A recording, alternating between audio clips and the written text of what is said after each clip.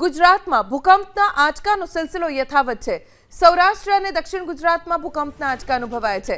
અમરેલી નજીક મોડી રાત્રે 2.5ની તીવ્રતાનો આંચકો આવ્યો। ભૂકંપનું કેન્દ્રબિંદુ અમરેલીથી 37 કિલોમીટર દૂર નોંધાયું છે। નવસારીના વાંસદા નજીક પણ કંપન અનુભવાયું। रिक्टर स्केल पर तीव्रता 1.6 नोंधाई है।